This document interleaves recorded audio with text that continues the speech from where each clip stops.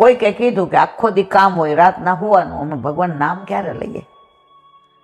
તો ઓલું રામનું છે ને ભજન, ઓલું મર્યાદાનું, રઘુપતિ રાઘવ રાજા રામ પતિત પાવન સીતારામ, રાત્રે નિંદ્રા દિવસે કામ, ક્યારે ભજીએ ઘનશ્યામ. તો જવાબ આપ્યો, હાથો સે કરો ઘર કા કામ, મુખ સે બોલો રાધે શ્યામ. જો સંસારમાં રહ્યા છો એટલે તમારે રસોઈ કરવી પડે, તમારે કપડાય, વાસણ, કચરા, પોતું બધું કરો.